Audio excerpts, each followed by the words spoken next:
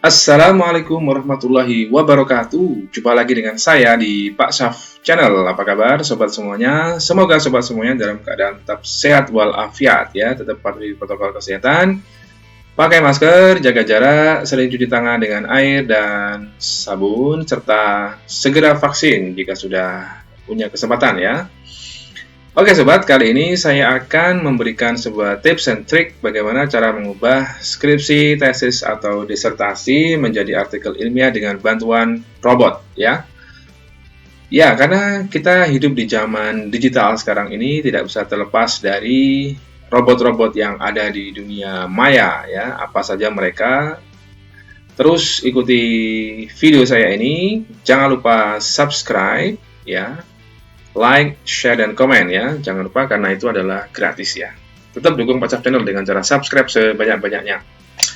Oke, kita review sebentar apa itu skripsi, tesis, dan disertasi ya. Meskipun sobat pasti sudah tahu semuanya, apalagi sobat dosen yang sudah doktor, lektor kepala, dan sebagainya sudah sering membimbing skripsi maupun disertasi maupun tesis ya. Tapi akan saya review sebentar supaya tidak lupa ya, tapi tidak akan saya bahas panjang-panjang ya, saya skip aja supaya ini skripsi adalah tugasnya S1, berikutnya tesis adalah tugasnya S2. Oke, secara gampangnya seperti itu ya, laporan penelitian sebagai bukti kita sudah menyelesaikan pendidikan di S2, kemudian disertasi adalah laporan penelitian bukti kita sudah menyelesaikan pendidikan di S3.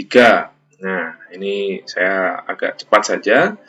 Berikutnya adalah artikel ilmiah itu apa? Ya, sesuai dengan KPBI, adalah karya tulis lengkap, dan seterusnya. Nanti silahkan dibaca sendiri ya. Saya kira juga sobat sudah sangat-sangat mahir, sudah sangat menguasai tentang konteks ini ya. Ini dalam rangka saya buat materi untuk pelatihan nanti ya. Nanti ketika saya melatih pasti akan saya jelaskan dengan gamblang dan detail ya. Tapi karena ini adalah konten YouTube, saya kira audiens saya pasti sudah paham semuanya karena sebagian besar adalah dosen, jadi saya bisa langsung sekilas-sekilas saja. Ini beberapa pendapat ahli tentang artikel ilmiah, silahkan dibaca sendiri. Saya sertakan link PowerPoint saya di deskripsi, nanti silahkan yang tertarik bisa dengan cuma-cuma ya. Oke, strukturnya ini mungkin yang cukup penting ya. Strukturnya pasti ada judul, kemudian ada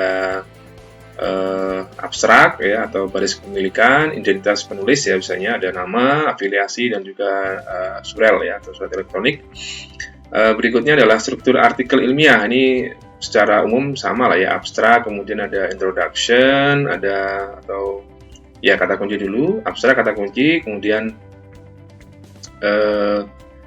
kata kunci, kemudian ada apalagi di sini ada tadi ya harusnya adalah ini ya, ada pendahuluan, kemudian ada hasil pembahasan, kemudian ada secara umum ada daftar pustaka ya misalnya ya, simpulan saya ucap terima kasih dan juga daftar pustaka ya. Ini aspek kebahasaannya adalah pemilihan kata, penyusunan kalimat, pengembangan paragraf, dan seterusnya. Karena sebagian besar, karena kenapa saya ambil topik ini, karena apa?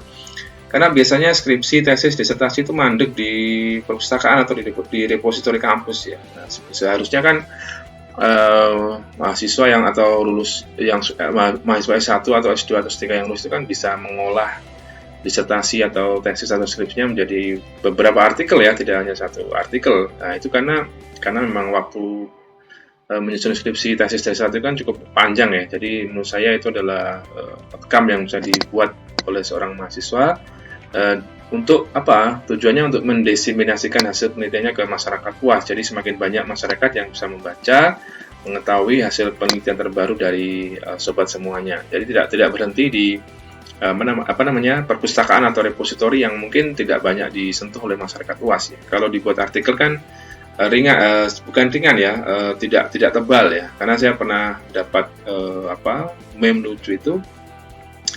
Ada sebuah skripsi yang tebalnya itu 1800 sekian halaman ya. Judulnya juga sangat menarik, bagaimana memahami seorang wanita, ditulis oleh mahasiswa di Timur Tengah kalau tidak salah ya. Itu bisa setinggi orangnya ya, 1800 halaman, itu kurang lebih ya 1,8 meter ya. Ya mungkin sama dengan tinggi yang membuatnya. Nah, Mungkin fokus saya kali ini adalah bagaimana kita memanfaatkan robot-robot berbasis artificial intelligence itu untuk membantu kita memodifikasi atau mengubah skripsi yang tebal, disertasi yang tebal, atau tesis yang tebal itu menjadi artikel ilmiah yang compact ya, bahasanya compact dan juga berbobot dan layak terbit di jurnal-jurnal yang baik ya. Nah, saya kali ini adalah ini langkah-langkah yang normal ya, langkah-langkah bagaimana kita membuat artikel secara normal.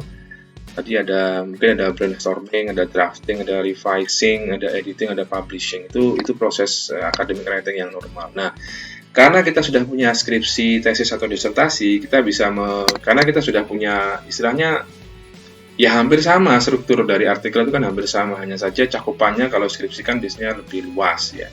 Kan sudah ada chapter 1 introduction, ada reference, ada review of related reference, ada kajian teori, berikutnya ada metode, kemudian ada hasil dan pembahasan, atau finding and discussion, ada conclusion and suggestion, ada references. Sebenarnya sama secara struktur, kalau lebih sama. Nah, kemampuan apa yang perlu dibutuhkan untuk mengubah itu? Sebenarnya yang pertama adalah parafrase dan juga summarizer ya, karena memang skripsi itu artikel itu harus compact ya, maksimal mungkin 10 halaman dengan rata-rata 3.000 sampai 8.000 kata ya. Kalau bayangkan kalau skripsi yang tadi saya jelaskan 1.800 sekian halaman itu berapa, taruhlah kalau ya banyak sekali halaman, banyak sekali kata, dan itu pasti tidak efektif. Meskipun itu baik ya, karena mungkin penelitiannya juga penelitian yang kuantitatif mungkin ya, jadi banyak sekali data-data yang harus dilampirkan ya. Nah, kali ini saya akan sesuai pengalaman saya sendiri, saya tidak mengada-ngada ya. Saya sudah mencoba menggunakan beberapa robot yang menurut saya juga cukup efektif ya. Nah, ini apa saja yang saya bisa gunakan? Yang pertama adalah Google Translate ya. Kenapa Google Translate? Karena tidak semua dosen itu menulis artikel dalam bahasa Inggris ya. Pastinya ada teman-teman dosen yang skripsinya ditulis dalam bahasa Indonesia, kemudian dia pengen misalnya di jurnal internasional kan otomatis harus berbahasa Inggris atau berbahasa PBB lah. Pastinya bahasa Inggris yang paling banyak digunakan. Artinya sobat harus menerjemahkan artikel skripsinya itu dalam menggunakan Google Translate ya.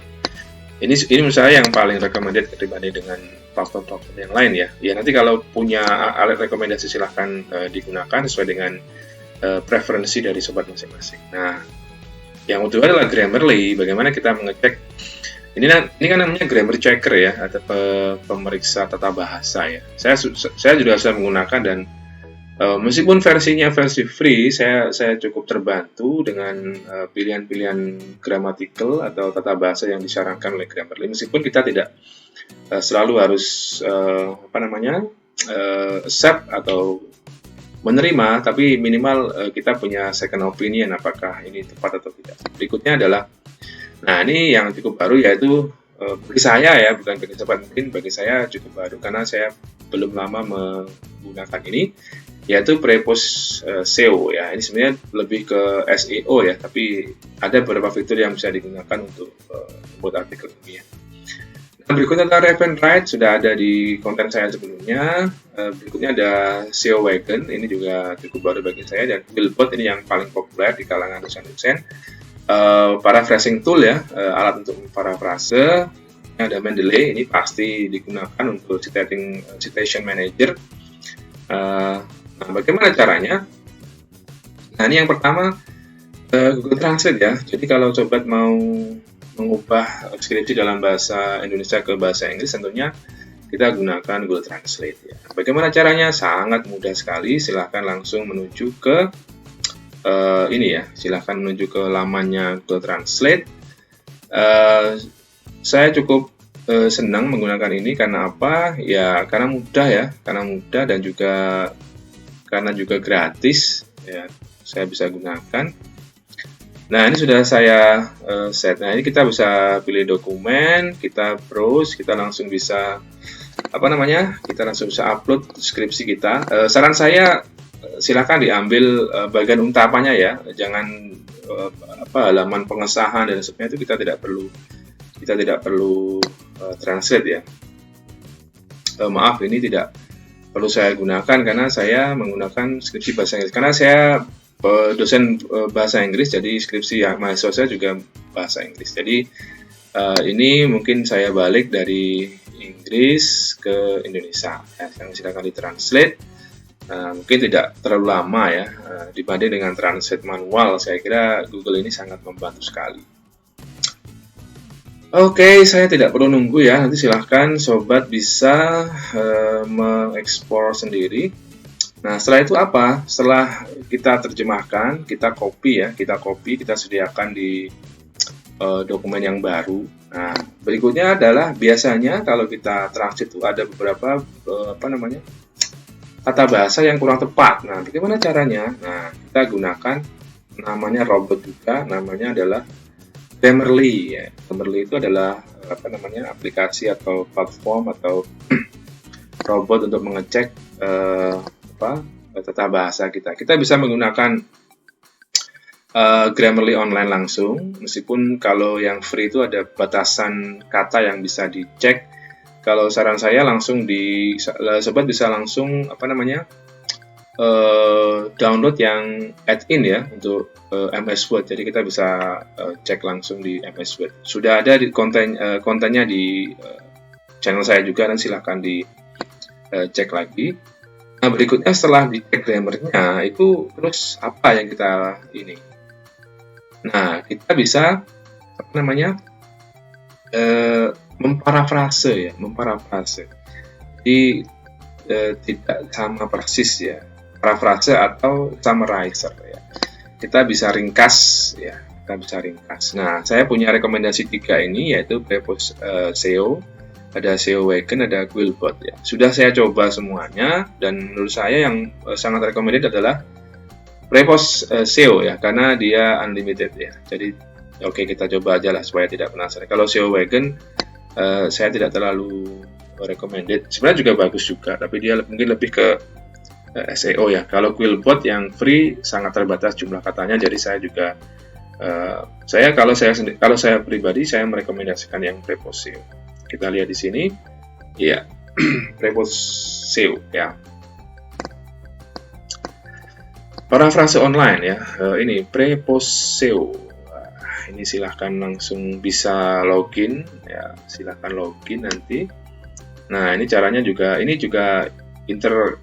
interface-nya juga menarik ya, bisa langsung upload atau bisa dari Google Drive atau OneDrive ya. Jadi banyak sekali pilihan yang bisa kita gunakan untuk kita ubah ke bahasa Inggris saja ya, karena yang saya siapkan adalah bahasa Inggris.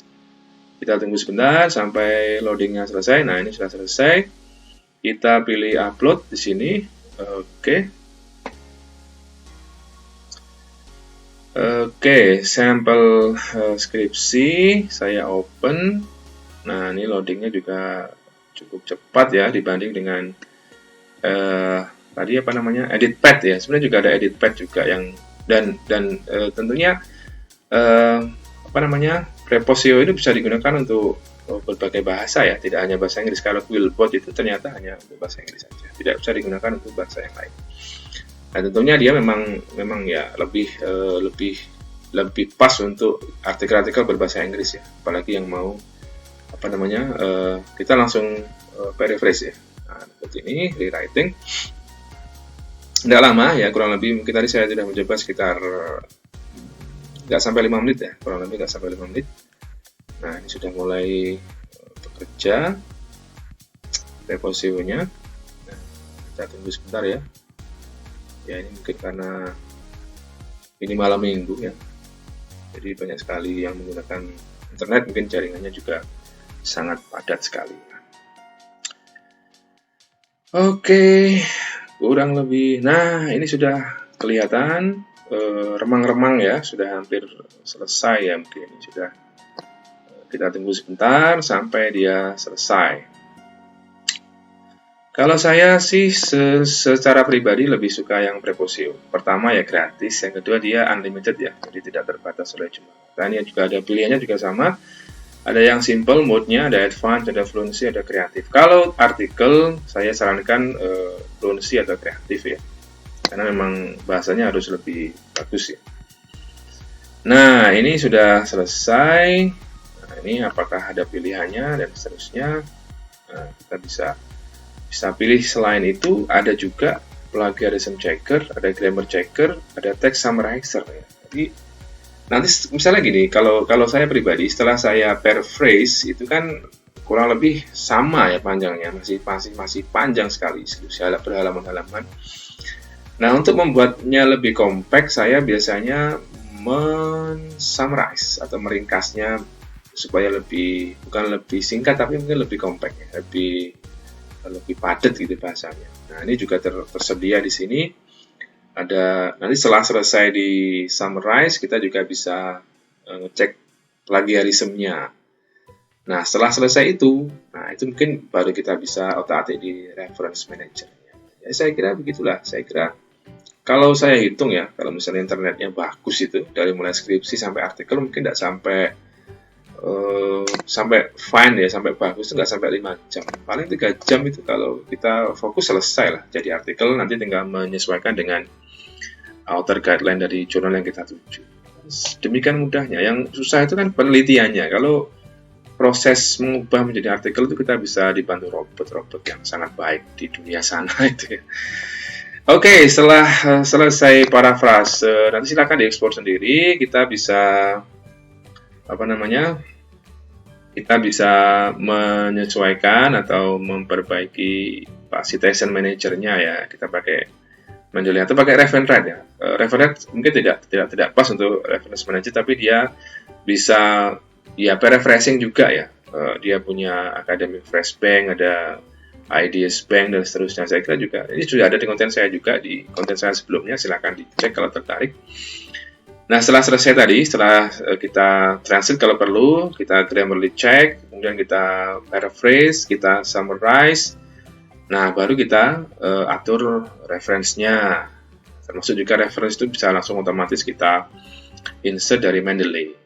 Untuk Mendeley saya belum bikin konten, saya kira sudah banyak sekali tutorial bagaimana menggunakan Mendeley di internet, jadi sobat bisa langsung melihat di sana ya, lihat ke sana.